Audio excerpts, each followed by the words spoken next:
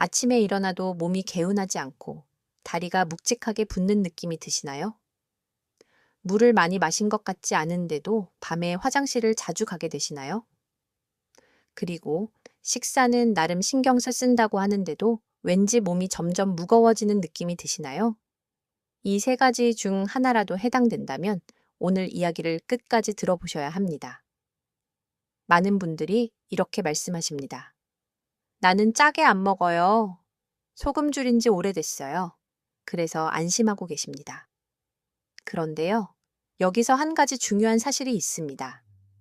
신장은 단순히 소금 양만으로 영향을 받는 기관이 아니라는 점입니다. 실제로 신장 기능이 서서히 저하되는 분들 중 상당수가 이미 저염식을 하고 있다고 생각하는 경우가 많습니다.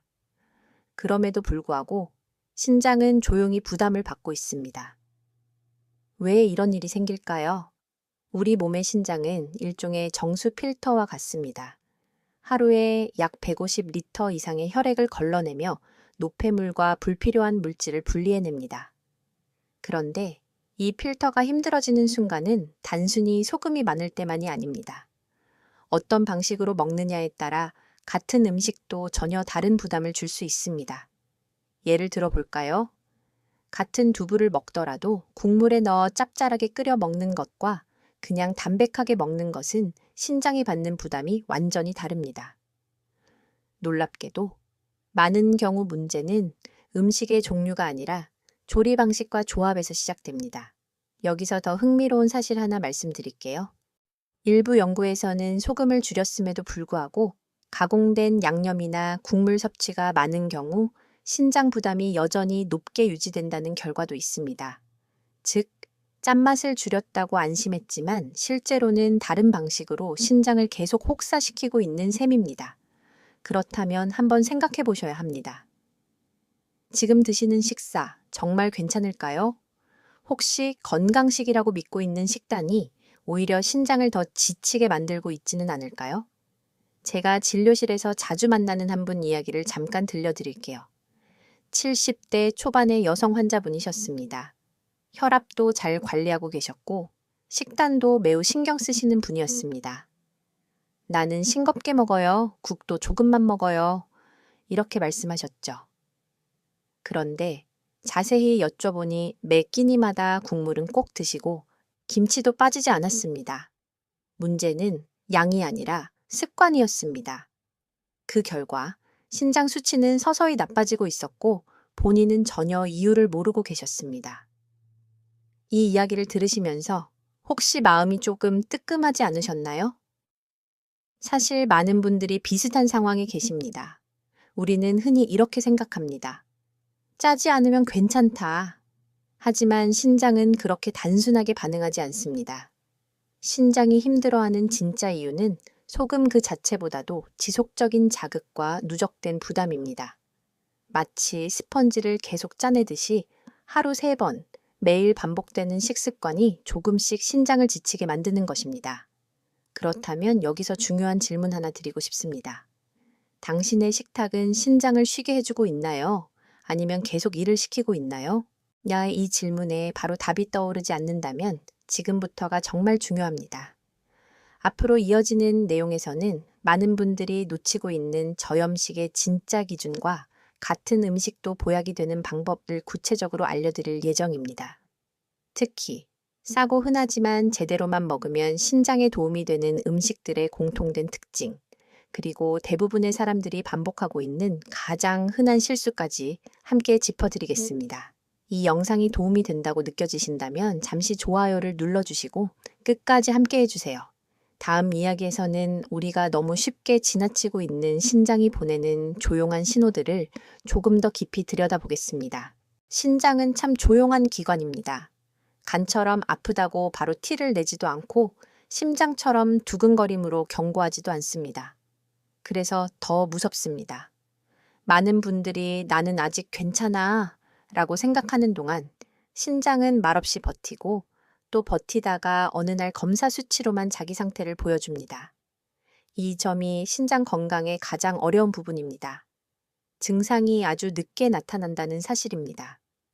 실제로 초기 신장 저하는 특별한 통증 없이 진행되는 경우가 많습니다. 몸은 분명 신호를 보내고 있는데 우리는 그 신호를 나이 탓으로 넘겨버리곤 합니다. 예를 들어 이런 변화들입니다. 아침에 손이 조금 붓는 느낌, 양말 자국이 저녁까지 남는 다리, 전보다 더 쉽게 피곤해지는 몸, 입맛은 없는데 입안이 텁텁한 느낌, 밤에 한두 번씩 깨서 화장실에 가는 습관 말입니다. 하나하나는 별것 아닌 것처럼 느껴집니다. 하지만 신장은 원래 이렇게 작은 변화로 먼저 말을 겁니다. 큰 소리로 외치기 전에 작은 속삭임부터 보내는 기관인 셈입니다. 여기서 쉬운 과학 이야기 하나만 꼭 기억해 두세요. 신장은 단순히 소변만 만드는 장기가 아닙니다. 몸속 수분 균형을 맞추고 나트륨과 칼륨 같은 전해질을 조절하고 혈압에도 깊이 관여합니다. 그러니 신장이 지치면 몸 전체의 리듬이 조금씩 어긋나기 시작합니다. 그런데 의외로 많은 분들이 부종은 혈액순환 문제, 피로는 나이, 밤소변은 그냥 노화라고만 생각하십니다. 물론 그럴 수도 있습니다. 바로 그 지점에서 전문가들 사이에도 의견 차이가 있습니다. 어떤 의사는 연세가 들면 자연스러운 변화라고 말하고 또 어떤 의사는 그 자연스러움 속에 신장 신호가 섞여 있을 수 있다고 말합니다. 저는 후자의 가능성을 절대 가볍게 보지 말아야 한다고 생각합니다. 왜냐하면 몸은 늘 한 가지 이유로만 변하지 않기 때문입니다. 노화도 있고, 혈압도 있고, 수면도 있고, 약도 있고, 그리고 매일 먹는 식탁도 있습니다. 즉, 지금 느끼는 몸의 변화가 한 가지 원인이 아니라 여러 부담이 겹쳐 나타나는 결과일 수 있다는 뜻입니다. 여기서 놀라운 사실 하나가 있습니다. 신장 기능이 조금 떨어지기 시작하면 오히려 소변이 아주 잘 나오는 것처럼 느끼는 분들도 있습니다. 나는 소변 잘 보는데 무슨 신장이 문제야? 이렇게 말씀하시죠. 하지만 소변 횟수와 신장 건강이 늘 같은 방향으로 움직이는 것은 아닙니다. 양이 많다고 꼭 잘 걸러진다는 뜻은 아닙니다. 필터는 약해졌는데 물만 빨리 지나가는 상태일 수도 있습니다. 이 부분은 생각보다 많은 분들이 오해하십니다. 한번 떠올려 보세요. 집에 있는 정수기가 소리는 잘 나는데 필터가 오래되어 제 기능을 못하면 어떻게 될까요? 물은 나옵니다. 하지만 깨끗하다고 안심할 수는 없습니다. 신장도 조금 비슷합니다. 겉으로 일은 하는 것처럼 보여도 속에서는 점점 지칠 수 있습니다. 그리고 신장이 힘들어지면 혈압 관리도 점점 까다로워집니다. 혈압이 신장을 망가뜨리기도 하지만 지친 신장이 다시 혈압을 흔들기도 합니다. 서로 물고 물리는 관계인 셈입니다. 그래서 혈압약은 먹는데 왜 몸이 계속 무겁지? 라는 질문이 나오는 것입니다. 약만의 문제가 아니라 식사의 누적 부담이 뒤에서 계속 발목을 잡고 있을 수 있습니다. 나 혹시 이런 생각이 드시나요? 나는 큰 증상 없는데 너무 겁주는 것 아닐까? 그 마음도 충분히 이해합니다. 하지만 겁을 들이려는 것이 아닙니다. 오히려 반대입니다. 지금처럼 작은 신호가 있을 때 알아차리면 훨씬 부드럽고 현실적인 방법으로 방향을 바꿀 수 있기 때문입니다. 신장은 망가지기 전까지 침묵하지만 도와주기 시작하면 의외로 금방 편안함을 보여주는 기관이기도 합니다. 특히 식단을 바꾸면 붓기, 갈증, 밤중 소변, 몸의 무거움 같은 느낌에서 먼저 차이가 나타나는 분들이 많습니다. 수치보다 느낌이 먼저 달라지는 경우도 흔합니다. 몸이 먼저 조금 편해졌다고 말해주는 것이죠. 그래서 지금 중요한 것은 큰 병을 상상하며 불안해하는 것이 아닙니다. 내 몸의 작은 신호를 무시하지 않는 태도입니다. 그리고 그 신호를 가장 자주 흔드는 것이 바로 매일의 식탁이라는 사실을 받아들이는 것입니다. 여기까지 들으셨다면 아마 이런 궁금증이 생기실 겁니다. 도대체 어떤 음식이 문제고 같은 음식인데 어떻게 먹으면 덜 위험한 걸까? 바로 다음 이야기에서 많은 분들이 건강식이라 믿고 자주 먹는 반찬과 재료들이 어떤 조리법에서 신장을 지치게 하고 어떤 방식으로 바꾸면 오히려 도움이 되는지 하나씩 아주 현실적으로 풀어드리겠습니다. 계속 들으시면 지금 냉장고 안에 있는 평범한 음식들을 전혀 다른 눈으로 보시게 될 겁니다. 이제부터는 조금 더 현실적인 이야기를 해보겠습니다. 병원 이야기도 좋지만 결국 신장은 식탁에서 매일 영향을 받습니다. 검사 결과는 나중에 보이지만 부담은 늘 식사에서 먼저 시작됩니다. 그래서 오늘은 냉장고 문을 열면 가장 먼저 보이는 싸고 흔하고 익숙한 음식들부터 다시 보겠습니다. 많은 분들이 건강을 위해 자주 드시는 음식이 있습니다. 두부, 달걀, 콩나물, 감자, 김, 김치, 된장국, 나물 반찬 같은 것들입니다. 이 음식들 자체가 나쁘다는 뜻은 절대 아닙니다. 오히려 잘만 먹으면 신장에 도움이 될 수 있는 재료도 많습니다. 문제는 음식의 이름이 아니라 거기에 무엇을 더하고 어떻게 조리하고 어느 정도 자주 먹느냐입니다. 가장 대표적인 예가 두부입니다. 두부는 부드럽고 소화가 편하고 가격도 부담이 적어서 어르신 식탁에 자주 오릅니다. 단백질도 들어있고 포만감도 주니 몸에 좋은 음식이라는 이미지가 아주 강합니다. 실제로 많은 전문가들이 적절한 양의 두부를 상대적으로 부담이 덜한 단백질 식품으로 보기도 합니다. 그런데 여기서 반전이 생깁니다. 두부를 어떻게 드시느냐에 따라 이야기가 완전히 달라집니다. 맑게 데쳐서 간장도 아주 조금만 곁들여 먹는 두부와 짭짤한 찌개 속에서 국물까지 함께 먹는 두부는 신장 입장에서는 전혀 다른 식사입니다. 같은 두부인데도 하나는 비교적 부드러운 식사가 되고 다른 하나는 나트륨 부담이 크게 올라가는 식사가 됩니다. 이건 아주 중요한 과학적 사실과 연결됩니다. 신장은 단순히 특정 음식 하나보다 식사 전체의 나트륨 농도와 수분 균형의 영향을 크게 받습니다. 국물, 양념, 절인 반찬이 겹치면 몸은 물을 더 붙잡게 되고 신장은 그 균형을 맞추기 위해 더 애를 씁니다. 그래서 두부찌개 한 그릇만 문제가 되는 것이 아니라 거기에 김치 한 접시, 장아찌 조금, 젓갈 반찬까지 더해지는 순간 신장은 조용히 더 바빠집니다. 혹시 지금 머릿속에 평소 드시는 한 끼 식사가 떠오르시나요? 나는 많이 안 먹는데 라는 생각이 드실 수 있습니다. 그런데 신장은 양보다 조합에 더 예민할 때가 있습니다. 조금씩 먹어도 짠 반찬이 여러 개 겹치면 부담은 생각보다 커집니다. 달걀도 비슷합니다. 달걀은 완전 식품이라는 말이 있을 정도로 익숙한 재료입니다. 적절한 양의 단백질을 제공하고 조리도 쉽습니다. 그래서 아침 식사로 많이 권해지기도 합니다. 하지만 여기서도 전문가들 사이에 시선 차이가 있습니다. 건강한 사람에게는 달걀이 좋은 선택이 될 수 있지만 이미 신장 기능이 많이 떨어진 분에게는 단백질 총량을 더 세심하게 조절해야 한다는 의견이 있습니다. 즉, 달걀이 무조건 좋다, 무조건 나쁘다로 말할 수 없다는 뜻입니다. 더 놀라운 것은 달걀 자체보다 곁들이는 방식이 더 중요할 수 있다는 점입니다. 달걀 프라이 하나에 소금, 간장, 김, 국까지 더해지면 문제의 중심은 달걀이 아니라 식사 전체의 짠맛 구조가 됩니다. 반대로 달걀을 삶아서 간을 최소화하고 채소와 함께 담백하게 먹으면 훨씬 안정적인 식사가 될 수 있습니다.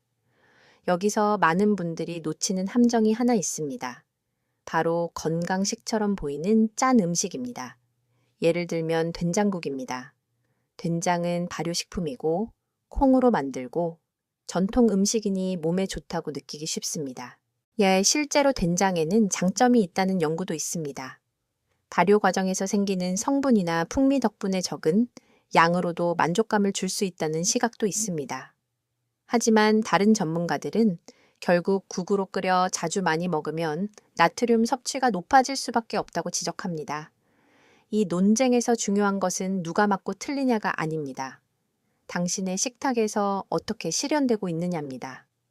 된장국을 아주 연하게 끓여 건더기 위주로 드시는 것과 진하게 끓여 국물까지 습관처럼 드시는 것은 몸에서 받는 반응이 다를 수밖에 없습니다. 전통 음식이라고 해서 자동으로 안전해지는 것은 아닙니다. 한 가지 비유를 들어보겠습니다. 신장은 하루 종일 작은 양동이로 물을 퍼내는 사람과 비슷합니다.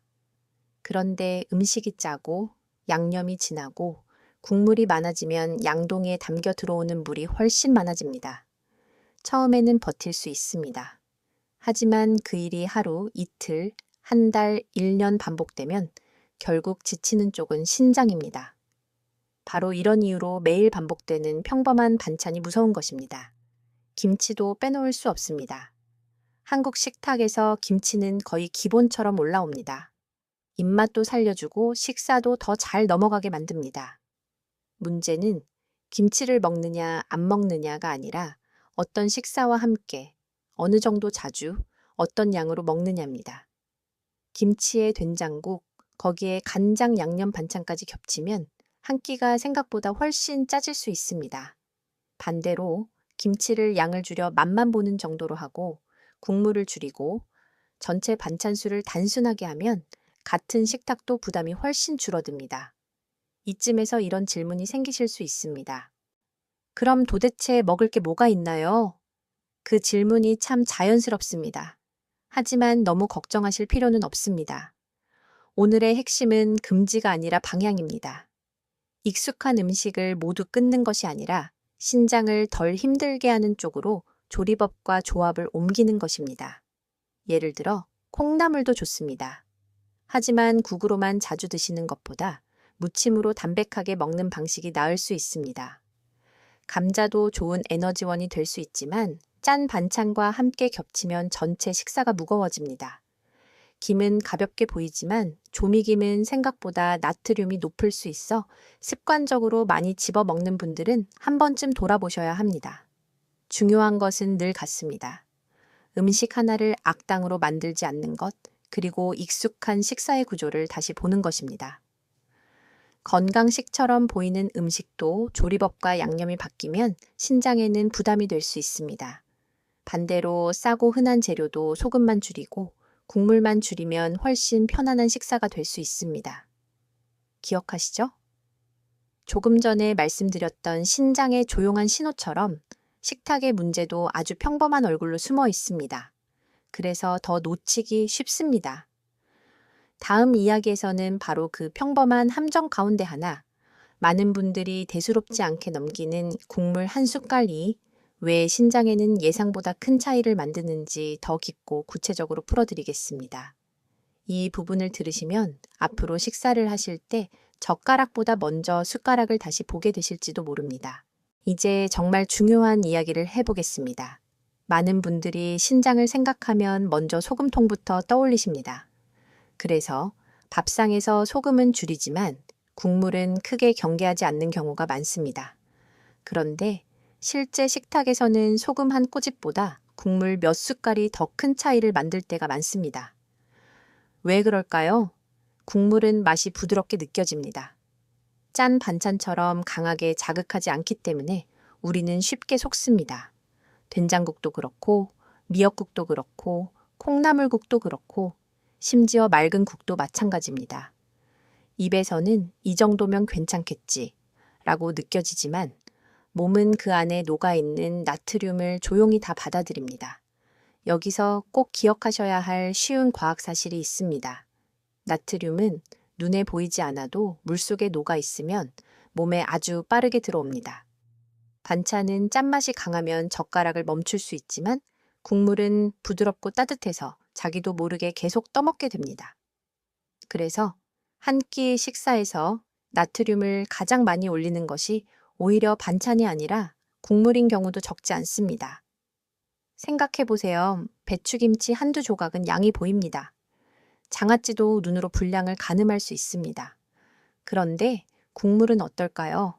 한 숟갈, 두 숟갈, 세 숟갈, 양이 금방 흐려집니다. 게다가 식사 중간에 입안을 부드럽게 해주고 삼키기 편하게 만들어주기 때문에 오히려 더 자주 찾게 됩니다. 특히 어르신들은 씹는 힘이 예전 같지 않거나 목 넘김이 편한 음식을 선호하게 되면서 국물 의존도가 더 높아지는 경우가 많습니다. 이건 너무 자연스러운 일입니다. 내 문제는 그 자연스러움 속에 신장을 지치게 하는 습관이 숨어 있을 수 있다는 점입니다. 진료실에서 자주 듣는 말이 있습니다. 저는 국 건더기만 먹어요. 그런데 막상 자세히 들어보면 밥을 국에 말아서 드시거나 중간중간 떠먹는 습관이 이미 몸에 배어 있습니다. 또 어떤 분들은 국을 다 먹진 않았어요. 라고 말씀하시지만 실제 식사에서는 반 이상 드시는 경우도 많습니다. 이건 잘못이라기보다 국물이 얼마나 쉽게 우리를 방심하게 만드는지를 보여주는 장면입니다. 조금 놀라운 사실 하나 말씀드릴게요. 같은 재료로 만든 음식도 국 형태가 되면 몸에 들어오는 나트륨과 수분 부담이 한 번에 커질 수 있습니다. 예를 들어 콩나물을 무쳐 먹는 것과 콩나물국으로 먹는 것은 분명히 다릅니다. 미역도 마찬가지입니다. 무침으로 적은 양을 먹는 것과 국으로 한 그릇을 비우는 것은 신장이 느끼는 무게가 다를 수 있습니다. 물론 여기에도 전문가들의 시각 차이는 있습니다. 어떤 분들은 맑은 국은 괜찮다고 말합니다. 특히 짜지 않게 끓이고 양만 조절하면 식사 만족감을 높이고 소화에도 도움이 될 수 있다는 입장입니다. 반면 다른 전문가들은 문제는 맑으냐 진하냐보다 결국 얼마나 자주, 얼마나 많이, 어떤 반찬과 함께 먹느냐라고 봅니다. 저는 이 두 시각 모두 일리가 있다고 생각합니다. 국이 무조건 나쁘다고 몰아갈 필요는 없습니다. 하지만 신장이 이미 예민해진 상태라면 국물은 한 번쯤 더 신중하게 보셔야 할 대상입니다. 여기서 정말 중요한 반전이 있습니다. 많은 분들이 짜지 않으면 괜찮다고도 믿지만 얀이 입이 짜지 않게 느껴지는 국도 반복해서 마시면 누적 부담이 생길 수 있다는 점입니다. 왜냐하면 우리의 혀는 생각보다 금방 적응하기 때문입니다. 평소 간이 센 음식을 드시던 분은 꽤 짠 국도 괜찮네 라고 느끼실 수 있습니다. 즉, 혀의 기준과 신장의 기준이 다를 수 있다는 뜻입니다. 이 말이 조금 무섭게 들리시나요? 하지만 여기에는 희망도 함께 있습니다. 국물을 끊으라는 이야기가 아니라 국물과 거리를 조금만 조정해도 몸은 생각보다 빨리 편안함을 느낄 수 있다는 뜻이기 때문입니다. 예를 들어 이런 변화입니다. 국은 식탁에 올리되 작은 그릇에 담기, 밥을 말지 않기, 건더기 위주로 먹고 국물은 몇 숟갈에서 멈추기, 한 끼에 국과 김치와 장아찌를 다 겹치지 않기. 이런 작은 조정만으로도 신장이 받는 부담은 분명히 달라질 수 있습니다. 혹시 지금 떠오르는 식사가 있으신가요? 아침에는 국, 점심에도 국, 저녁에도 국. 반찬은 달라져도 국물은 늘 함께였던 식사 말입니다. 그 식사가 몸을 편하게 해주었다고 느끼셨을 수도 있습니다. 실제로 마음에는 위로가 되었을지 모릅니다. 따뜻한 국물은 정서적으로 큰 힘이 있으니까요. 하지만 신장은 감정보다 숫자에 더 민감합니다. 따뜻함과 위로는 남기되 부담만 조금 덜어내는 방법이 필요합니다. 그 방법은 생각보다 거창하지 않습니다. 국을 완전히 없애는 것이 아니라 국이 주인공이 아닌 식사로 바꾸는 것입니다. 밥이 중심이고 반찬이 중심이고 국은 곁들이는 정도로만 두는 식사 말입니다. 이 차이가 아주 작아 보이지만 매일 반복되면 전혀 다른 결과를 만들 수 있습니다. 마치 젖은 수건을 매일 조금씩만 더 짜는 것과 같습니다. 처음에는 차이가 없어 보여도 시간이 지나면 섬유가 먼저 상합니다. 신장도 비슷합니다. 한 번의 짠 식사가 아니라 매일 반복되는 작은 과부하가 더 무섭습니다. 그러니 이렇게 한번 스스로에게 물어보시면 좋겠습니다. 나는 국을 먹는 걸까요? 아니면 국물 습관에 끌려가고 있는 걸까요? 이 질문은 생각보다 중요합니다. 왜냐하면 국물 문제를 이해하면 저염식의 절반은 이미 잡은 것이기 때문입니다. 그리고 다음으로 넘어가면 더 흥미로운 이야기가 기다리고 있습니다. 많은 분들이 저염식이라고 하면 그저 싱겁게, 맛없게, 무조건 참고 먹는 것부터 떠올리십니다. 하지만 실제로는 그렇지 않습니다. 오히려 저염식에도 자주 생기는 큰 오해가 있고 그 오해 때문에 신장은 쉬지 못한 채 입맛만 지치는 경우도 많습니다. 다음 이야기에서는 저염식의 오해를 하나씩 벗겨보겠습니다.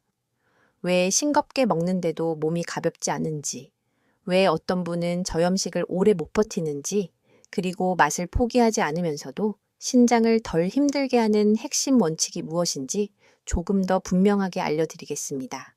이제 많은 분들이 가장 궁금해하시는 부분으로 들어가 보겠습니다. 저염식 말은 많이 들어보셨지요? 병원에서도 듣고, 방송에서도 듣고, 주변에서도 다들 한 번쯤 말합니다. 그런데 막상 식탁에 앉으면 제일 막막해지는 말도 바로 이것입니다. 도대체 어디까지 줄여야 하지? 싱겁게 먹었는데 왜 몸이 편하지 않지? 맛이 없으면 오래 못하는데 그럼 어떻게 해야 하지? 바로 이 지점에서 많은 분들이 저염식을 오해하십니다. 저염식은 무조건 맛없는 식사가 아닙니다. 그리고 그냥 소금만 덜 넣는다고 끝나는 것도 아닙니다. 진짜 저염식은 소금의 양을 줄이는 기술이 아니라 짠맛 구조를 바꾸는 방법에 더 가깝습니다. 이 표현이 조금 낯설게 들리시나요? 쉽게 말씀드리면 이렇습니다. 밥상 전체에서 짠맛이 어디에서 들어오는지부터 봐야 한다는 뜻입니다. 국물에서 들어오고, 김치에서 들어오고, 간장 양념에서 들어오고, 조미김에서 들어오고, 젓갈이나 장아찌에서 또 들어옵니다. 이렇게 여러 군데에서 조금씩 들어오면 입은 보통이다 라고 느끼는데 몸은 이미 많은 나트륨을 받고 있을 수 있습니다. 그래서 저염식을 시작할 때 가장 흔한 실수는 딱 하나만 줄이는 것입니다. 소금은 줄였는데 국물은 그대로 두고 국물은 줄였는데 김치는 그대로 먹고 김치는 줄였는데 대신 양념 반찬이 늘어나는 식입니다. 이러면 본인은 분명 노력하고 있는데 몸의 반응은 기대만큼 달라지지 않을 수 있습니다. 여기서 꼭 알아두실 쉬운 과학 사실이 있습니다. 나트륨은 우리 몸에서 물을 붙잡아두는 성질이 있습니다. 그래서 짠 음식을 자주 먹으면 몸은 물을 더 품고 있으려 하고 나의 신장은 그 균형을 맞추느라 바빠집니다. 붓기, 갈증, 몸의 무거움, 혈압의 흔들림이 이 흐름과 연결될 때가 많습니다. 즉, 저염식은 단순한 식사 취향의 문제가 아니라 몸 전체의 부담을 낮추는 조정입니다. 그런데 의외의 반전이 하나 있습니다. 너무 갑자기, 너무 무리하게 싱겁게 바꾸면 오히려 오래 못 가는 경우가 많습니다. 며칠은 참을 수 있어도 결국 이렇게는 못 먹겠다는 마음이 올라오고 어느 순간 더 강한 짠맛을 찾게 되기도 합니다. 그래서 일부 전문가들은 저염식은 급격한 단절보다 서서히 입맛을 재훈련하는 방식이 더 현실적이라고 봅니다. 반면 또 다른 전문가들은 혈압이나 신장 상태가 좋지 않은 분이라면 처음부터 꽤 분명하게 줄여야 효과가 난다고 말합니다. 이 두 의견은 서로 반대처럼 보이지만 사실은 함께 볼 필요가 있습니다. 상태가 많이 나쁘면 기준은 분명해야 합니다. 하지만 실천은 지속 가능해야 합니다. 결국 중요한 것은 당신의 몸 상태에 맞는 범위 안에서 오래가는 방식으로 줄여나가는 것입니다. 예를 들어 보겠습니다.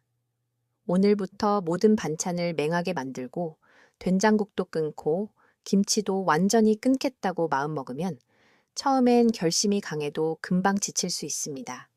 반대로 매일 먹는 식탁에서 가장 짠 요소 하나만 먼저 줄이면 생각보다 훨씬 수월하게 시작할 수 있습니다. 예를 들면 국물 절반 남기기, 김치 양 절반으로 줄이기, 간장 찍는 습관 끊기 같은 변화입니다. 작아 보여도 이런 조정은 실제로 의미가 큽니다. 그리고 여기서 많은 분들이 놓치는 놀라운 포인트가 하나 더 있습니다. 가린 짠맛을 줄인다고 하다 해서 맛까지 같이 버릴 필요는 없다는 점입니다. 입맛은 짠맛만으로 만족하는 것이 아닙니다. 향, 온도, 식감, 산뜻함, 고소함이 함께 작용합니다. 즉, 소금을 덜 넣어도 파, 마늘, 양파, 참기름의 향, 깨소금의 고소함, 식초의 산뜻함 같은 요소를 잘 쓰면 식사는 훨씬 덜 허전해질 수 있습니다.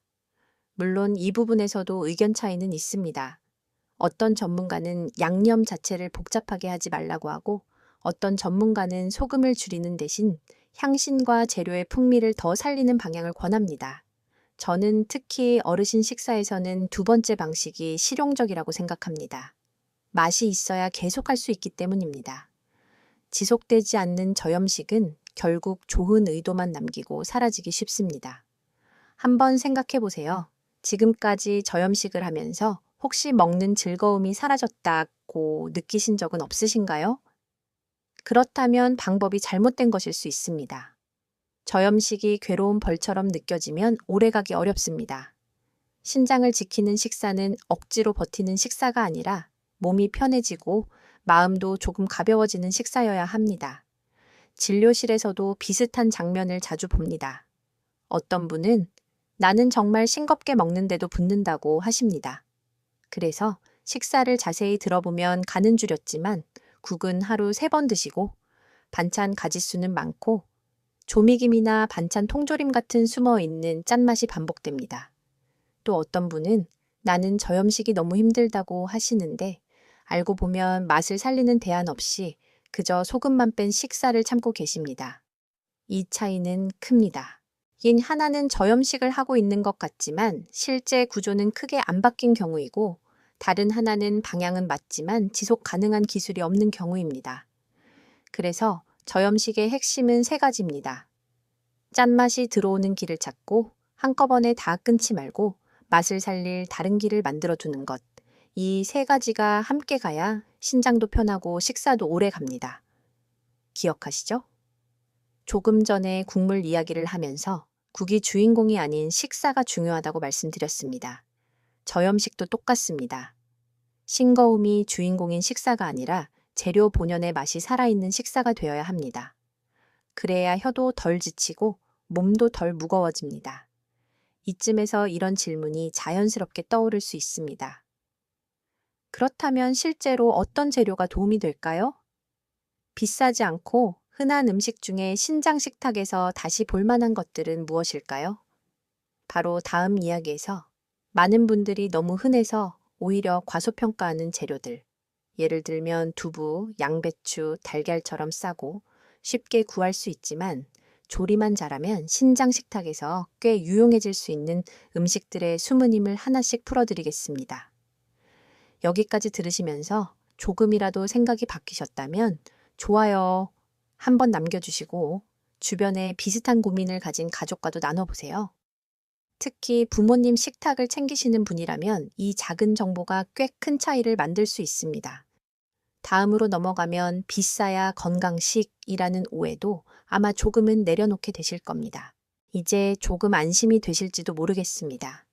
신장을 위한 식사가 꼭 비싸고 복잡해야 하는 것은 아니기 때문입니다.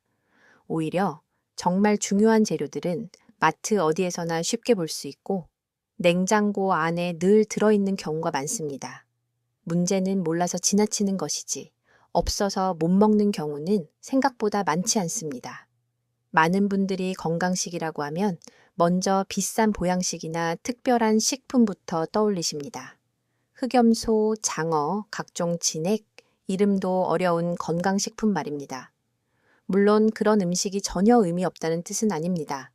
하지만 신장이 예민한 분들에게는 무조건 진하고 무조건 고단백이고 무조건 보양이라는 방향이 오히려 부담이 될 때도 있습니다. 신장은 화려한 음식보다 부담이 덜한 균형을 더 좋아합니다. 이 점이 참 중요합니다. 예를 들어 두부를 다시 보겠습니다. 두부는 너무 흔해서 오히려 대단한 음식으로 느껴지지 않을 수 있습니다. 하지만 부드럽고 조리하기 쉽고 과하게 짜지 않게만 준비하면 식탁에서 중심을 잡아주기 좋은 재료입니다. 특히 고기 위주의 무거운 반찬 대신 담백한 두부를 곁들이면 식사의 전체 압력이 한결 낮아질 수 있습니다. 여기서 쉬운 과학 사실 하나를 기억해 보세요. 신장은 단백질이 무조건 나쁘다고 말하는 기관이 아닙니다. 다만 너무 과하거나 너무 진하거나 조미가 강한 형태로 반복될 때 더 힘들어질 수 있습니다. 그래서 두부처럼 비교적 부드럽고 간을 세게 하지 않아도 먹기 쉬운 식재료는 상황에 따라 꽤 유용한 선택이 됩니다. 물론 전문가들 사이에는 차이도 있습니다. 어떤 전문가는 콩 단백질을 비교적 긍정적으로 보고 어떤 전문가는 이미 신장 기능이 많이 떨어진 분이라면 총 단백질 양 자체를 더 세심하게 조절해야 한다고 말합니다. 결국 핵심은 음식 이름 하나가 아니라 현재 몸 상태와 먹는 양, 조리 방식입니다. 그래서 저는 늘 이렇게 말씀드립니다. 좋은 재료도 어떻게 얼마나가 빠지면 반쪽짜리 정보가 된다고요? 양배추도 좋은 예입니다. 양배추는 값이 비교적 부담 없고 삶거나 볶거나 찌기 쉬워서 활용도가 높습니다. 무엇보다 자극적인 맛이 강하지 않아 짠 양념 없이도 다른 재료와 어울리기 좋습니다. 많은 분들이 양배추를 심심한 음식이라고 생각하지만 바로 그 점이 신장 식탁에서는 장점이 됩니다. 몸을 자극하는 맛이 적고 양념을 덜 써도 식사의 부피를 채워주기 때문입니다. 놀라운 점은 이런 평범한 채소가 식탁 전체의 간을 낮추는 데 큰 역할을 한다는 것입니다.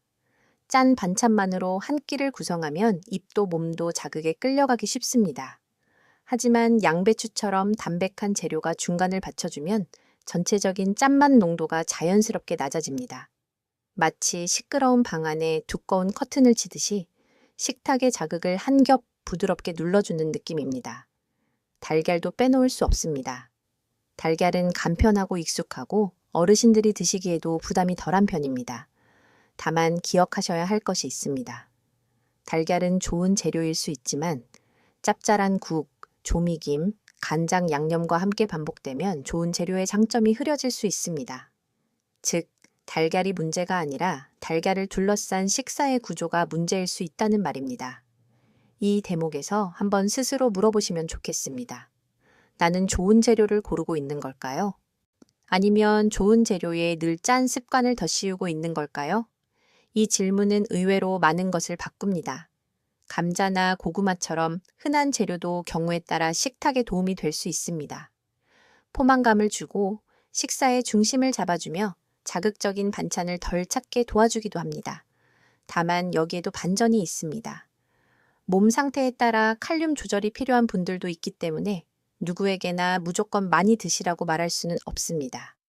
특히 신장 기능이 많이 저하된 분들은 채소와 뿌리식품의 선택도 의료진과 상담하며 조절해야 할 수 있습니다. 바로 이런 점 때문에 건강 정보는 늘 균형 있게 들어야 합니다. 어떤 영상은 이 음식은 신장에 최고다 라고 단정하고 또 어떤 글은 절대 먹지 마라 라고 말합니다. 하지만 실제 식사는 그렇게 단순하지 않습니다. 같은 감자도 삶아서 적당히 드시는 것과 짭짤하게 조리거나 튀겨서 자주 먹는 것은 다릅니다. 같은 달걀도 삶은 달걀과 짠 반찬들 사이에 놓인 달걀말이는 다를 수 있습니다. 그래서 값싼 식재료의 진짜임은 비싸지 않다는 데만 있지 않습니다. 조절하기 쉽고 단순하게 만들 수 있고 식사의 무게를 덜어줄 수 있다는 데 있습니다. 몸이 지쳤을 때는 화려한 한 방보다 무리가 덜한 반복이 더 중요할 때가 많습니다. 신장은 특히 그렇습니다. 놀라게 하는 음식보다 안심시키는 식사를 더 좋아합니다. 진료실에서도 그런 장면을 많이 봅니다. 처음에는 뭘 먹어야 하냐고 불안해하시던 분이 국을 줄이고 두부를 담백하게 바꾸고 양배추나 데친 채소를 곁들이기 시작하면 며칠 지나 몸의 무거움이 조금 덜하다고 말씀하십니다. 이 수치가 하루아침에 바뀌는 것은 아니어도 몸의 느낌은 먼저 달라질 수 있습니다. 이 변화는 작지만 작아서 더 소중합니다. 계속할 수 있는 변화이기 때문입니다. 기억하시죠? 조금 전에 저염식은 짠맛 구조를 바꾸는 일이라고 말씀드렸습니다. 값싼 재료들은 바로 그 구조를 바꾸는데 큰 도움이 됩니다. 비싼 보약이 아니라 평범한 식재료가 식탁의 흐름을 바꿔주는 것입니다. 그렇다면 이제 다음 질문이 남습니다. 이렇게 좋은 재료를 써도 왜 어떤 분들은 결국 다시 짠맛으로 돌아가게 될까요? 왜 소금을 줄였는데도 입은 자꾸 허전하고 식사는 만족스럽지 않을까요? 다음 이야기에서는 맛을 포기하지 않으면서도 짠맛 의존에서 조금씩 벗어나는 방법, 즉 신장을 덜 힘들게 하면서도 식사의 즐거움을 지키는 방법을 말씀드리겠습니다. 바로 그 지점에서 저염식은 참고 버티는 식사가 아니라 다시 편안해지는 식사가 될 수 있습니다. 많은 분들이 저염식을 오래 못 가는 이유는 의지가 약해서가 아닙니다. 입이 허전하기 때문입니다. 이건 참 중요합니다. 사람은 배만 부르면 되는 존재가 아니기 때문입니다. 식사는 위를 채우는 일인 동시에 마음을 달래고 하루를 정리하는 시간이기도 합니다. 그러니 맛이 사라진 식사는 몸보다 먼저 마음이 지치게 만듭니다. 그래서 저는 신장을 위한 식사를 말씀드릴 때 늘 한 가지를 함께 이야기합니다. 소금을 줄이는 것만큼 맛의 다른 길을 만드는 것이 중요하다고요. 우리는 흔히 맛을 짠맛 중심으로 기억합니다. 간이 맞아야 맛있다고 느끼고 조금만 싱거우면 금세 서운해집니다. 그런데 실제로 혀가 느끼는 만족은 짠맛 하나만으로 만들어지지 않습니다. 향, 온도, 식감, 고소함, 산뜻함, 부드러움이 함께 모여서 맛있다는 느낌을 만듭니다. 이건 어렵지 않은 과학 이야기와도 연결됩니다. 혀는 짠맛만 느끼는 것이 아니라 코로 들어오는 향과 입안에서 느껴지는 촉감의 영향을 크게 받습니다. 그래서 같은 음식이라도 따뜻하게 먹을 때 더 맛있게 느껴지고 고소한 향이 더해지면 소금이 적어도 덜 허전하게 느껴질 수 있습니다. 바로 여기서 반전이 생깁니다. 소금을 조금 줄였는데도 오히려 식사가 더 편안하고 맛있다고 느끼는 분들이 있습니다. 왜냐하면 짠맛이 너무 강할 때는 혀가 금방 지치기 때문입니다. 처음 한 입은 강렬하지만 식사 끝까지 편안하게 먹기에는 부담스럽습니다. 반대로 간이 너무 세지 않으면 재료의 향과 식감이 더 살아나 천천히 먹을수록 만족이 커지는 경우도 있습니다. 혹시 이런 경험 있으신가요? 난 평소엔 그냥 지나치던 두부가 따뜻하게 데쳐서 고소한 참기름 향을 살리면 생각보다 부드럽고 든든하게 느껴졌던 순간 말입니다. 또는 양배추가 밍밍한 음식인 줄 알았는데 살짝 쪄서 아삭한 느낌이 살아있을 때 오히려 자꾸 손이 가는 경험도 있으실 수 있습니다. 이처럼 저염식에서 중요한 것은 소금을 뺀 자리를 허전함으로 남겨두지 않는 것입니다. 그 자리를 향과 질감으로 채워야 합니다. 파의 향, 마늘의 깊이, 양파의 단맛, 들기름이나 참기름의 고소함, 깨의 향, 식초의 산뜻함 같은 것들이 짠맛을 덜 찾게 도와줍니다. 물론 여기에도 전문가들의 관점 차이는 있습니다. 어떤 분들은 마늘, 파, 향신을 많이 쓰는 것이 오히려 위를 자극할 수 있으니 아주 담백하게 가는 것이 낫다고 말합니다. 반면 다른 전문가들은 나트륨을 줄이는 대신 향의 만족도를 올려야 지속 가능하다고 봅니다.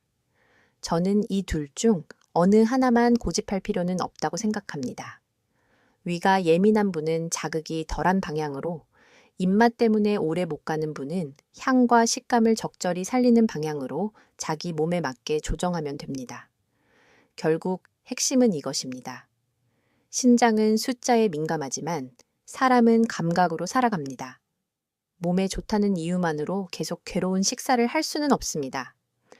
그렇다면 오래 갈 수 있는 방법은 무엇일까요?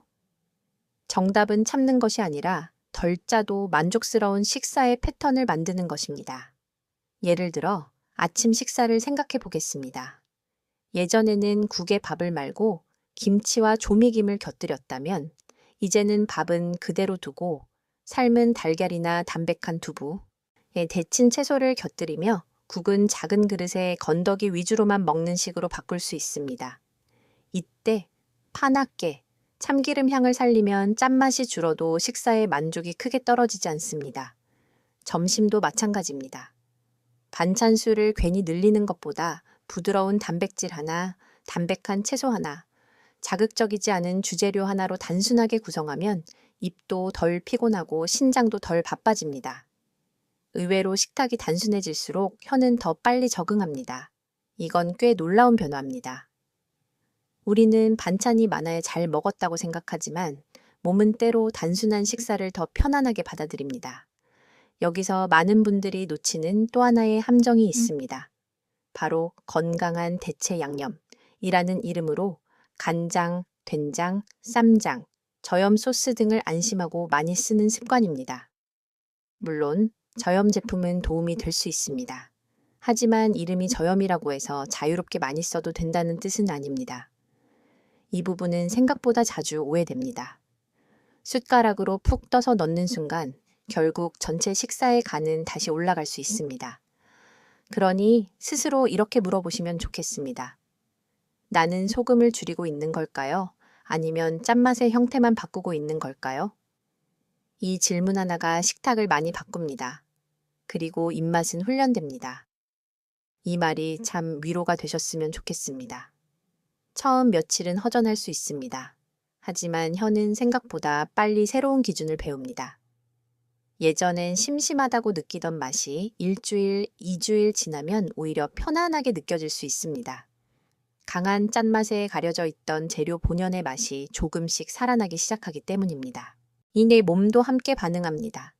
갈증이 덜하고 붓기가 조금 가라앉고 식후에 입이 덜 마르고 아침이 조금 가벼워지는 느낌이 올 수 있습니다. 기억하시죠? 조금 전에 값싼 재료들이 식탁의 무게를 덜어주는 역할을 한다고 말씀드렸습니다. 그 재료들이 빛을 보는 순간이 바로 여기입니다. 간을 세게 하지 않아도 자기 맛을 낼 수 있을 때 저염식은 비로소 견디는 식사가 아니라 익숙해질 수 있는 식사가 됩니다. 이쯤에서 한 가지 더 생각해 볼 문제가 있습니다. 좋은 재료를 쓰고 국도 줄이고 맛의 다른 길도 만들어 가는데 왜 세상에는 이렇게 조언이 다른 걸까요? 어떤 전문가는 단백질을 더 먹으라 하고 어떤 전문가는 줄이라 하고 된장은 괜찮다고도 하고 조심하라고도 합니다. 도대체 누구 말을 들어야 할까요? 다음 이야기에서는 바로 그 혼란의 이유를 풀어보겠습니다. 전문가들 사이에서도 왜 의견이 갈리는지, 무엇이 사람마다 다를 수 있는지, 그리고 그 속에서 당신이 붙잡아야 할 기준이 무엇인지 조금 더 차분하고 분명하게 정리해 드리겠습니다.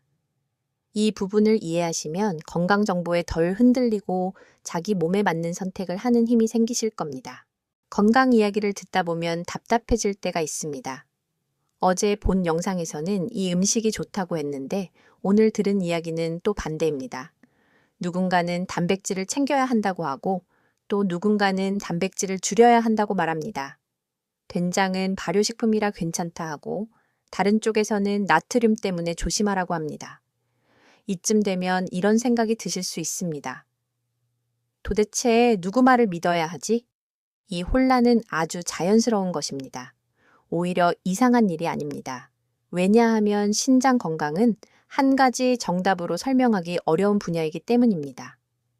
같은 음식도 누구에게는 도움이 되고 누구에게는 조심해야 할 대상이 될 수 있습니다. 바로 그 차이를 이해하셔야 정보에 휘둘리지 않고 내 몸에 맞는 선택을 할 수 있습니다. 먼저 꼭 짚고 넘어가야 할 쉬운 과학 사실이 있습니다. 신장은 단순히 좋다, 나쁘다로 나누기 어려운 기관입니다. 기능이 어느 정도인지, 혈압과 혈당 상태는 어떤지, 붓기가 있는지, 소변 검사와 혈액 검사에서 어떤 변화가 보이는지에 따라 같은 식단 원칙도 조절이 달라질 수 있습니다. 즉, 음식은 고정되어 있어도 그 음식을 받아들이는 몸의 조건은 사람마다 다르다는 뜻입니다. 예를 들어 단백질 이야기가 그렇습니다. 어떤 전문가는 나이가 들수록 근육을 지키기 위해 단백질을 충분히 먹어야 한다고 강조합니다. 이 말은 분명히 중요합니다. 실제로 근육이 줄면 기운이 떨어지고 균형이 흔들리고 회복력도 약해질 수 있습니다. 특히 고령에서는 근육이 건강의 바탕이 되기 때문에 무조건 적게 먹는 방향이 늘 정답은 아닙니다. 그런데 또 다른 전문가는 이미 신장 기능이 저하된 상태라면 단백질을 과하게 먹을 경우 신장이 처리해야 할 부담이 커질 수 있다고 말합니다. 이 말도 맞습니다. 즉, 한쪽은 근육을 보고 이야기하고 있고 다른 한쪽은 신장의 여유를 보고 이야기하는 것입니다. 둘 다 틀린 것이 아니라 서로 다른 위험을 더 중요하게 보고 있는 셈입니다. 이 지점을 이해하면 정보가 충돌하는 것처럼 보여도 사실은 다른 사람을 향해 말하고 있다는 것을 알게 됩니다.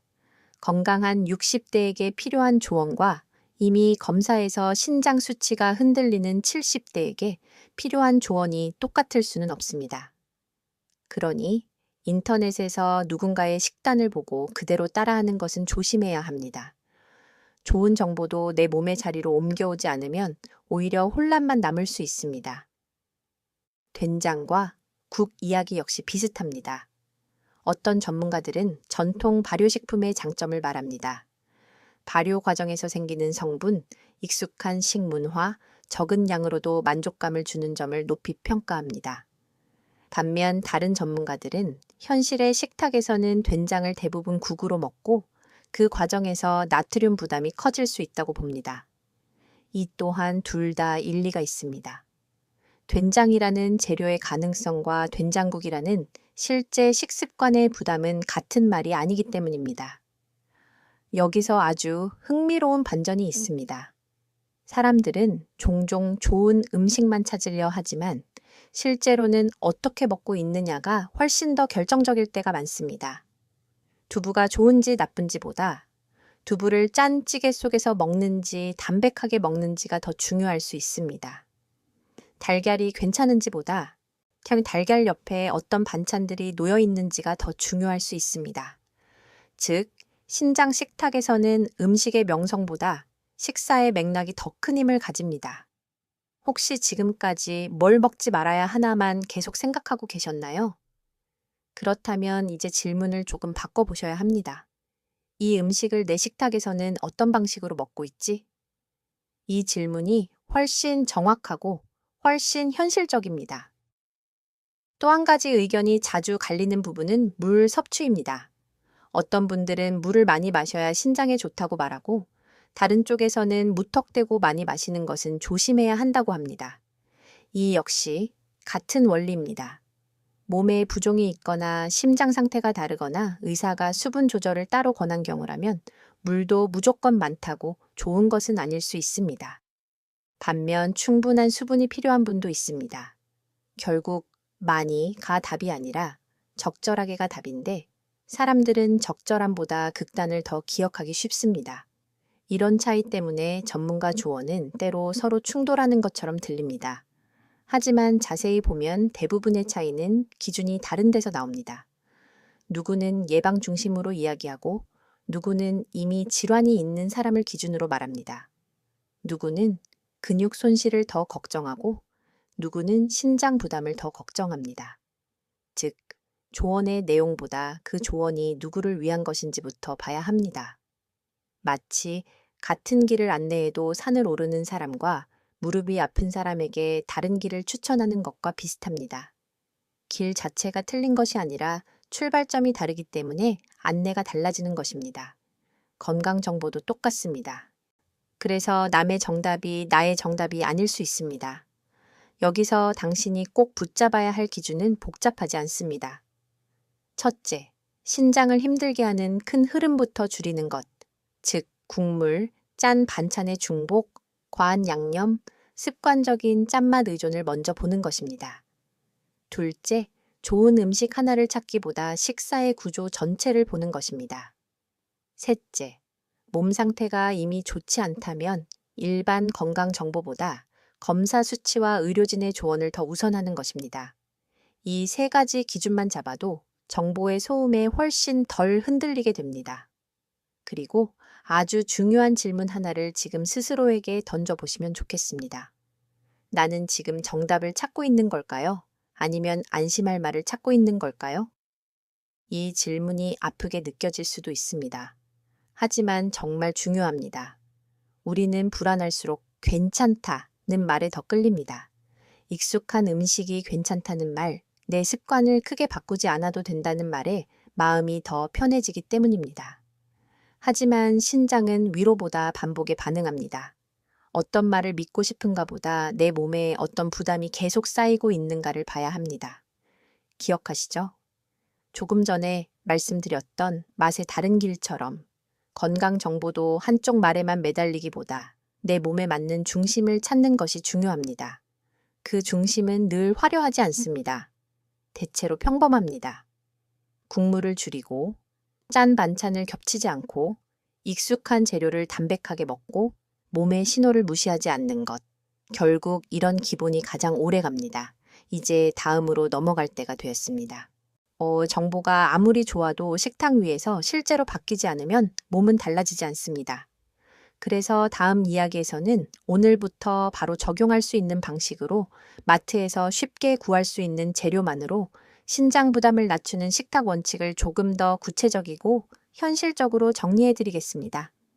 아는 것에서 끝나지 않고 오늘 한 끼부터 바꿀 수 있어야 하니까요. 이제부터는 정말 손에 잡히는 이야기만 드리겠습니다. 좋은 정보도 식탁에서 실천되지 않으면 신장에는 아무 변화가 일어나지 않습니다. 그래서 이번에는 어려운 이론보다 오늘 장을 보고 오늘 밥을 차릴 때 바로 써먹을 수 있는 원칙으로 정리해 보겠습니다. 먼저 가장 중요한 기준부터 말씀드리겠습니다.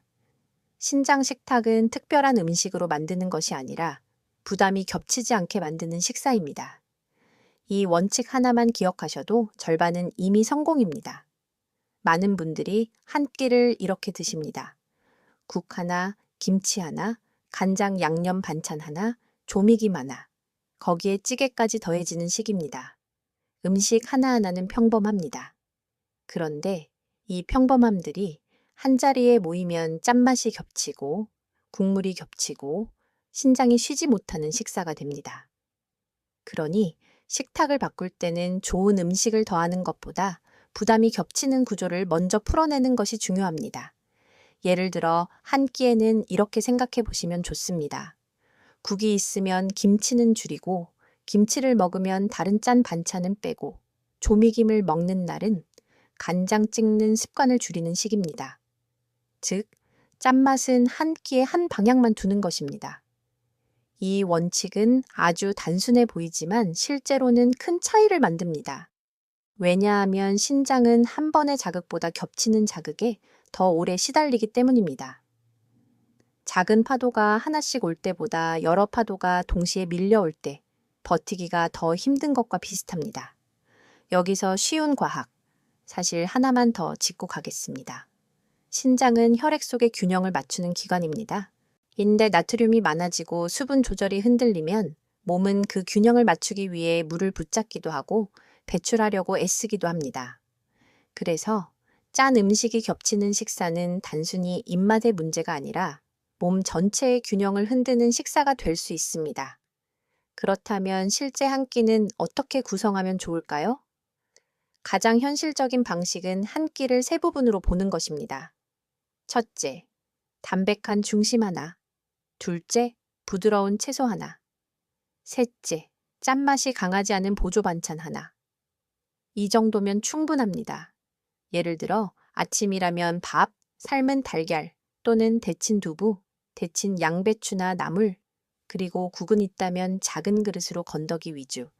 이렇게만 구성해도 생각보다 안정적인 식사가 됩니다. 점심에는 밥, 담백하게 조리한 생선이나 두부 반찬, 볶지 않고 데치거나 무친 채소, 김치는 소량만 맛보는 정도로 둘 수 있습니다. 저녁에는 반찬 가짓수를 줄이고 자극이 적은 음식 위주로 가볍게 마무리하는 것이 좋습니다. 특히 밤에는 짠 음식이 다음날 아침 붓기와 갈증으로 이어질 수 있어 더 조심할 필요가 있습니다. 여기서 많은 분들이 놀라시는 부분이 있습니다. 반찬 수를 줄였는데 오히려 식사가 편해졌다는 점입니다. 우리는 흔히 반찬이 많아야 잘 차린 밥상이라고 느낍니다. 하지만 신장 입장에서는 단순한 식사가 더 예측 가능하고 덜 부담스러울 때가 많습니다. 무엇이 얼마나 들어오는지 분명하기 때문입니다. 물론 모든 분에게 똑같은 식단이 맞는 것은 아닙니다. 전문가들 사이에서도 단백질 양이나 채소 선택, 수분 조절에 대해 개인 상태에 따라 조정이 필요하다는 의견이 많습니다. 특히 이미 신장 기능이 많이 떨어졌거나 칼륨, 인 같은 수치를 따로 관리해야 하는 분들은 인터넷 정보만 믿고 식단을 크게 바꾸기보다 진료를 바탕으로 맞춤 조절을 하는 것이 안전합니다. 하지만 그 이전 단계, 즉 아직 많은 분들이 일상 식습관을 조정할 수 있는 단계에서는 지금 말씀드리는 원칙들이 꽤 큰 도움이 됩니다. 그리고 장을 볼 때도 기준은 어렵지 않습니다. 포장식품보다 원재료에 가까운 것을 고르고 소스가 이미 많이 들어간 반찬은 줄이고 한 번에 많이 먹게 되는 국물류와 절임류는 조심하는 것입니다. 냉동식품이나 즉석식품을 완전히 금지하자는 뜻은 아닙니다. 다만 편한 만큼 간도 세고 반복되기 쉬우니 횟수를 줄이거나 양을 나누는 지혜가 필요합니다. 혹시 냉장고 안을 떠올려 보시면 늘 자리를 차지하는 음식들이 있지 않으신가요? 김치, 장아찌, 젓갈, 조미김, 각종 양념장 말입니다. 이런 음식들은 있으면 조금씩 먹게 되는 힘이 있습니다. 그래서 식탁을 바꾸고 싶다면 요리 실력보다 먼저 냉장고의 구조를 바꾸는 것이 효과적일 수 있습니다. 손이 자주 가는 자리에 무엇이 놓여 있는지가 결국 습관을 만듭니다. 이건 참 흥미로운 부분입니다. 사람은 의지보다 환경의 영향을 더 많이 받습니다.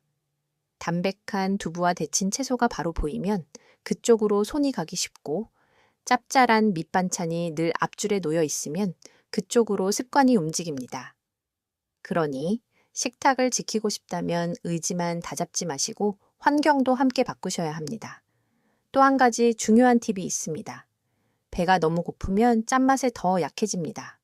최허기진 상태에서는 혀가 강한 맛을 더 원하기 때문입니다. 그래서 식사 사이가 너무 길어지지 않게 하고 한 끼를 지나치게 참았다가 몰아서 먹지 않는 것이 좋습니다. 특히 저녁 늦게 허기를 참지 못해 라면 국물이나 짠 반찬에 손이 가는 경우가 많은데, 그 순간이 다음날 몸을 무겁게 만드는 시작이 되기도 합니다. 여기서 한번 스스로에게 물어보세요. 나는 몸에 좋은 음식을 몰라서 못 바꾸는 걸까요? 아니면 익숙한 식탁 구조를 그대로 두고 있는 걸까요? 이 질문은 날카롭지만 중요합니다. 지금 필요한 것은 완벽한 식단표가 아니라 반복되는 구조를 조금 바꾸는 용기이기 때문입니다. 기억하시죠? 조금 전에 전문가들 의견이 갈리는 이유를 말씀드렸지만 그 속에서도 흔들리지 않는 기준이 있다고 했습니다. 바로 부담이 겹치지 않게 하는 것, 익숙한 재료를 담백하게 먹는 것, 몸의 신호를 무시하지 않는 것입니다. 오늘부터 바꾸는 식탁도 정확히 그 원칙 위에 있습니다. 이쯤 되면 아마 이런 생각이 드실 겁니다. 그래, 알겠는데 왜 사람은 자꾸 예전 습관으로 돌아갈까? 왜 몸이 힘들다는 걸 알면서도 같은 방식으로 먹게 되는 걸까? 다음 이야기에서는 바로 그 습관의 힘을 다뤄보겠습니다. 조용히 무너뜨리는 식습관이 무엇인지, 건강식이라고 믿고 반복하는 행동이 왜 독이 될 수 있는지, 그리고 그 습관을 너무 아프지 않게 바꾸는 방법은 무엇인지 조금 더 깊이 이야기해 보겠습니다.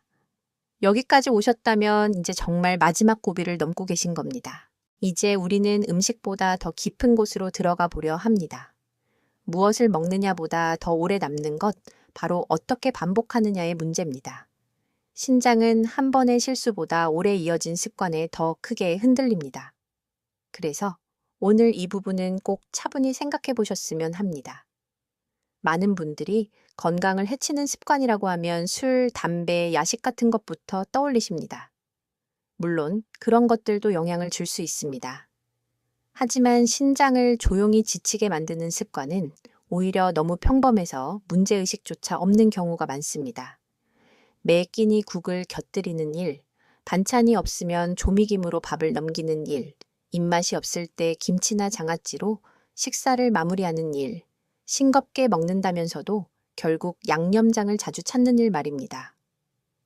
이런 습관은 나쁜 사람의 식탁이 아닙니다. 너무 바쁘고 너무 익숙하고 너무 오래 그래 왔기 때문에 생긴 식탁입니다. 그래서 더 어렵습니다. 고치려 하면 마치 삶의 리듬 하나를 바꾸는 것처럼 느껴지기 때문입니다. 여기서 꼭 기억하셔야 할 쉬운 과학 사실이 있습니다. 몸은 반복되는 자극에 적응합니다. 짠맛도 그렇고, 국물도 그렇고, 늦은 시간의 간식도 그렇습니다. 처음에는 강하게 느껴지던 맛이 계속 반복되면 평범하게 느껴지고, 그 평범함이 다시 기준이 됩니다. 즉, 건강에 부담이 되는 습관도 오래 지속되면 원래 그런 것처럼 느껴질 수 있다는 뜻입니다. 바로 이 점이 무섭습니다. 몸은 지치고 있는데 입과 마음은 익숙함을 안정감으로 받아들이기 때문입니다. 예를 들어 이런 분들이 있습니다. 혈압약도 잘 챙겨 드시고, 병원도 빠지지 않고 다니시고, 식사도 집에서 직접 차려 드십니다. 겉으로 보면 꽤 잘 관리하는 삶처럼 보입니다. 그런데 자세히 들여다보면 매일 아침 된장국, 점심엔 김치와 반찬 몇 가지, 저녁에는 입맛이 없다며 국에 밥을 말아 드십니다. 큰 실수는 없습니다. 하지만 큰 쉼도 없습니다. 신장 입장에서는 하루 종일 같은 압박이 이어지는 셈입니다. 이런 식사의 반전은 아프지 않게 해롭다는 데 있습니다. 속이 당장 불편하지 않으니 괜찮다고 느끼고, 전통적이고 익숙한 음식이니 더 안심합니다. 하지만 신장은 전통과 추억을 구분하지 않습니다. 그저 들어온 나트륨과 수분 부담, 그리고 매일 반복되는 조합에 반응할 뿐입니다. 전문가들 사이에서도 이런 습관 변화는 단순한 지식만으로 어렵다는 이야기가 많습니다. 어떤 분들은 의지가 가장 중요하다고 말하고, 또 다른 분들은 환경과 정서가 더 중요하다고 말합니다. 저는 두 번째 이야기에 더 마음이 갑니다. 왜냐하면 사람은 아는 것만으로는 잘 바뀌지 않기 때문입니다. 외롭거나 지친 날, 입맛이 없고 기운이 없는 날에는 몸에 좋은 원칙보다 익숙한 한 숟갈이 더 세게 당깁니다. 그래서 식습관을 바꿀 때는 자신을 몰아붙이면 오히려 오래 못 갑니다. 이제부터 절대 먹지 말아야지. 이렇게 시작하면 며칠은 버틸 수 있습니다. 하지만 어느 순간 마음이 지치면 예전 습관으로 더 강하게 돌아가기도 합니다. 마치 팽팽하게 당겼던 고무줄이 놓이는 순간 더 세게 튀듯이 말입니다. 그렇다면 어떻게 해야 할까요? 습관은 끊는 것보다 밀어내는 것이 더 현실적입니다. 국을 완전히 없애기보다 하루 한 번만 먹는 날을 늘리고, 김치를 완전히 금지하기보다 양을 줄이고 다른 짠 반찬을 빼는 식입니다. 조미김을 사지 않으면 제일 좋겠지만 집에 있다면 눈에 덜 띄는 곳으로 옮기는 것만으로도 습관의 힘은 조금 약해질 수 있습니다. 사람은 의지보다 손이 닿는 거리에 더 자주 반응하니까요. 혹시 이런 적 있으셨나요? 배는 별로 안 고픈데 밥상에 국이 없으면 허전하고 김치가 없으면 식사를 못한 것처럼 느껴지는 순간 말입니다. 그건 몸이 부족해서라기보다 습관이 자리를 찾는 것일 수 있습니다. 이 차이를 알아차리는 순간부터 식탁은 조금씩 달라질 수 있습니다. 또 하나 중요한 것은 자기 합리화를 너무 부드럽게 넘기지 않는 것입니다. 오늘만 좀 짜게 먹자. 집밥인데 괜찮겠지. 나이 들면 원래 이렇게 먹는 거야. 이런 말들은 마음을 편하게 해주지만 반복되면 변화의 문을 닫아버립니다. 물론 완벽할 필요는 없습니다. 하지만 자꾸 같은 이유로 스스로를 놓아주기만 하면 몸은 아무것도 달라지지 않습니다. 여기서 한 가지 질문을 조용히 드리고 싶습니다. 당신의 몸이 정말 원하는 것은 짠맛일까요? 아니면 익숙함일까요? 이 질문은 참 깊습니다. 많은 경우 우리는 배고픔보다 익숙함을 먹습니다. 위로가 필요해서, 불안해서 매일 하던 대로 하지 않으면 허전해서 같은 식사를 반복합니다. 그래서 식습관을 바꾸는 일은 단순히 소금을 줄이는 일이 아니라 몸을 대하는 태도를 조금 바꾸는 일이기도 합니다. 기억하시죠?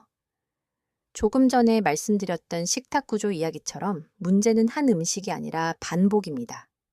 그리고 반복은 아주 작은 선택에서 바뀝니다. 국을 한 번 덜 뜨는 것, 양념장을 한 번 덜 찍는 것, 짠 반찬을 하나 덜 올리는 것. 이 사소한 선택이 신장에는 결코 사소하지 않을 수 있습니다. 이제 다음으로 넘어가면 우리는 조금 더 따뜻한 시선으로 지금까지의 이야기를 정리하게 될 것입니다. 왜 이 변화가 두려움이 아니라 희망이 될 수 있는지, 왜 완벽하지 않아도 몸은 반응해 주는지, 그리고 지금부터의 선택이 앞으로의 삶을 얼마나 다르게 만들 수 있는지 조금 더 천천히 함께 돌아보겠습니다. 여기까지 오신 것만으로도 이미 중요한 걸음을 시작하신 것입니다.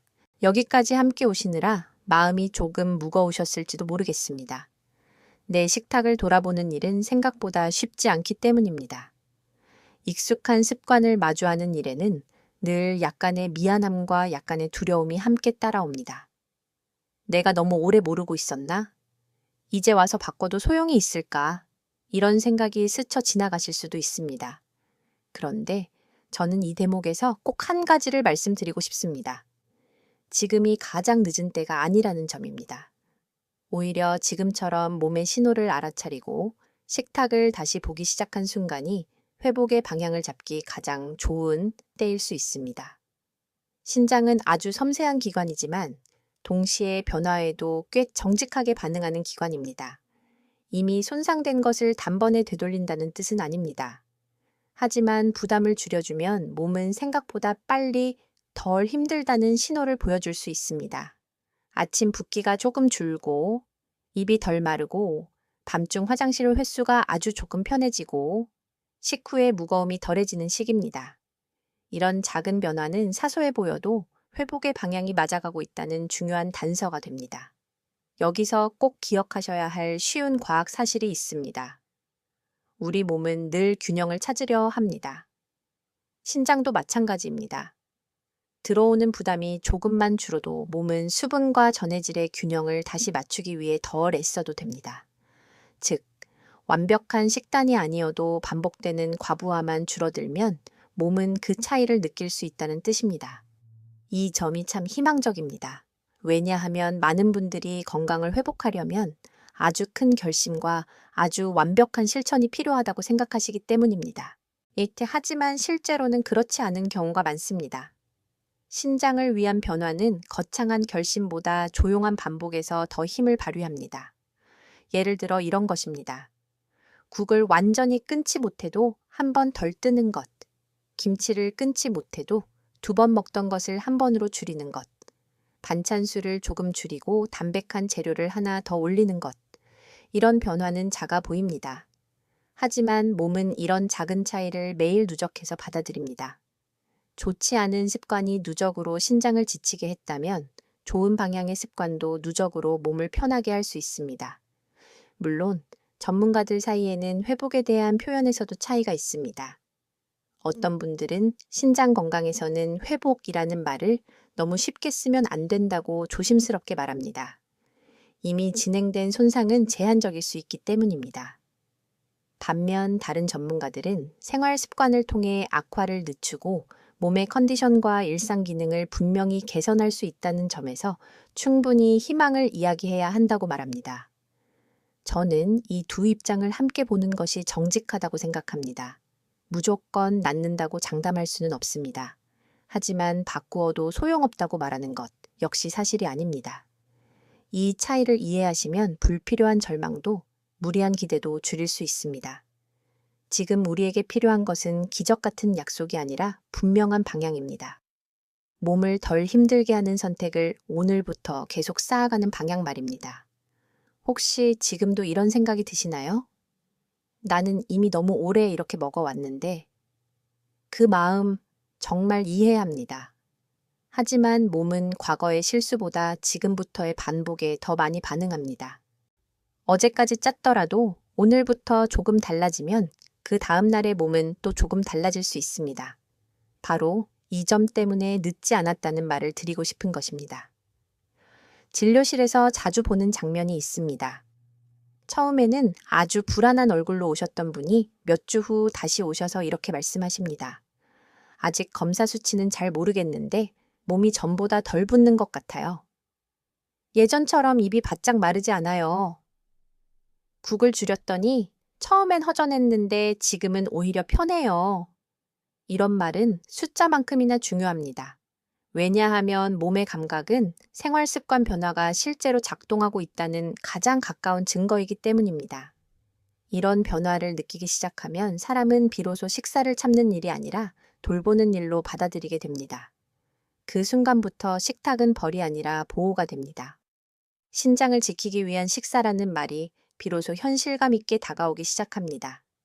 기억하시죠? 조금 전에 말씀드렸던 습관의 힘처럼 무너짐도 조용히 왔습니다. 그렇다면 회복의 방향도 조용히 시작될 수 있습니다. 큰 선언 없이 누구에게 자랑하지 않아도 오늘 저녁 국물을 조금 덜 마시고 내일 아침 반찬 하나를 덜 짜게 바꾸는 것에서 몸은 새로운 흐름을 배우기 시작할 수 있습니다.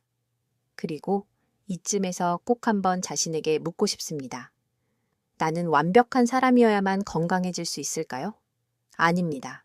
건강은 완벽한 사람에게만 주어지는 상이 아닙니다. 조금씩 돌아보는 사람, 조금씩 바꾸는 사람, 넘어져도 다시 식탁을 정리하는 사람에게 천천히 쌓여가는 결과에 더 가깝습니다. 하시의 영상이 여기까지 도움이 되셨다면 가족이나 가까운 분과도 꼭 나눠보셨으면 합니다.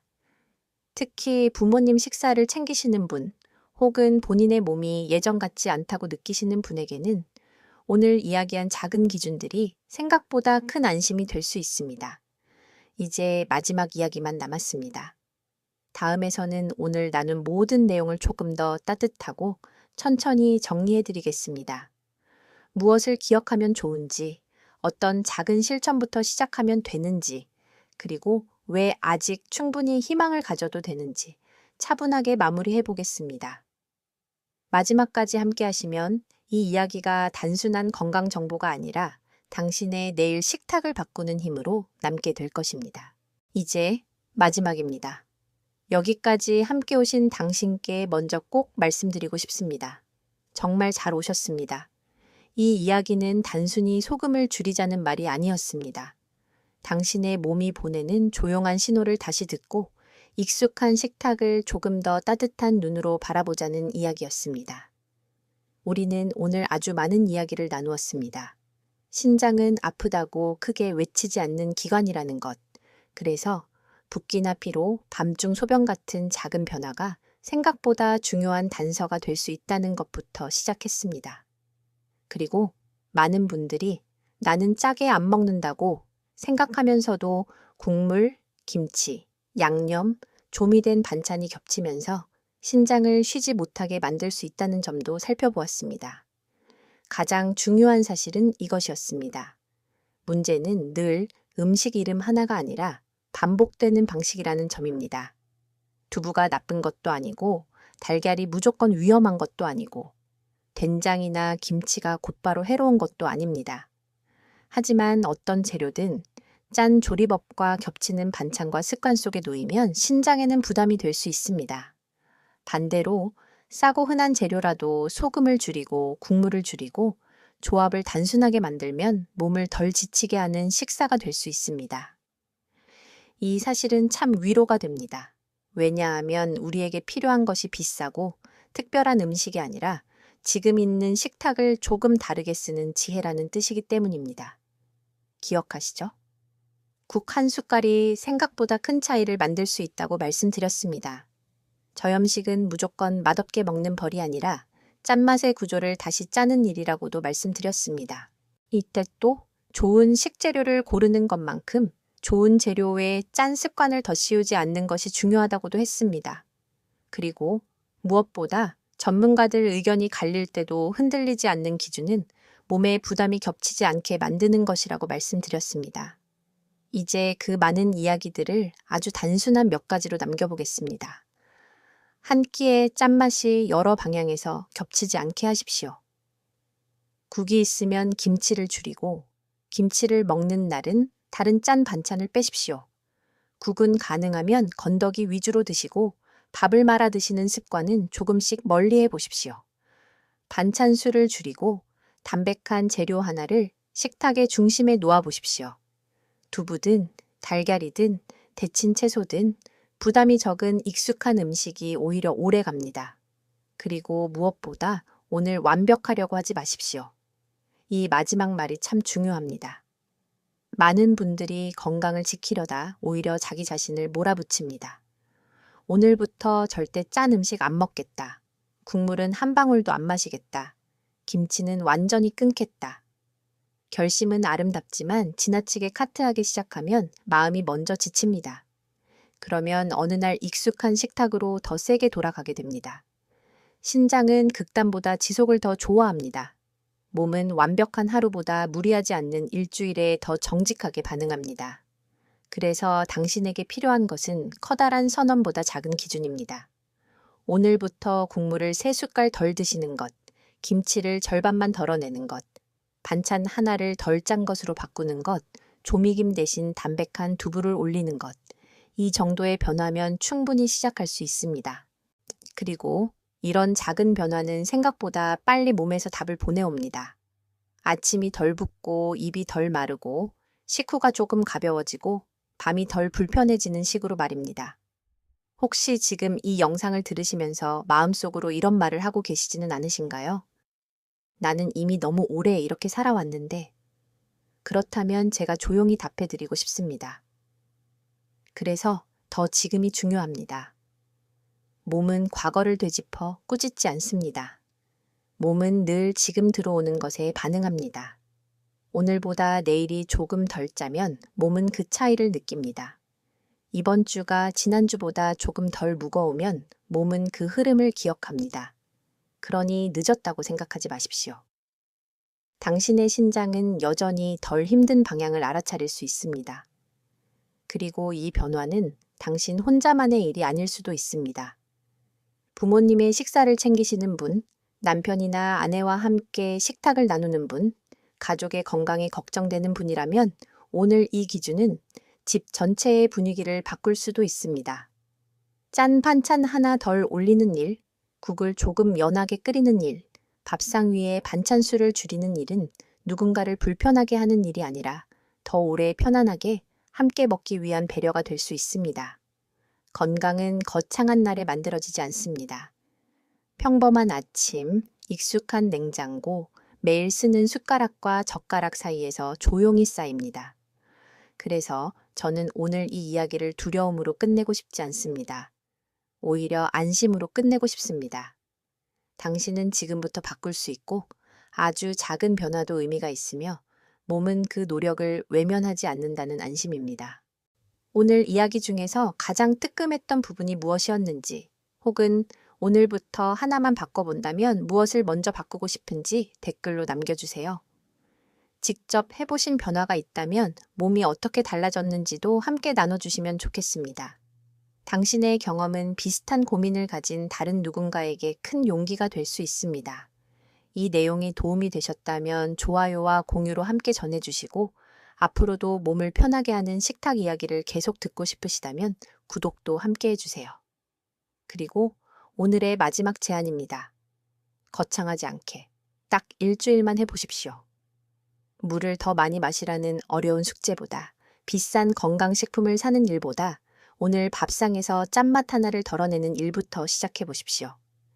지금 이 순간부터 당신의 식탁은 처방이 아니라 돌봄이 될 수 있습니다.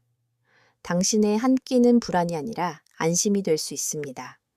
그리고 그 안심은 아주 조용하지만 분명하게 당신의 내일을 바꿔줄 수 있습니다. 댓글에 이렇게 남겨주세요. 데이 1/7 챌린지 시작.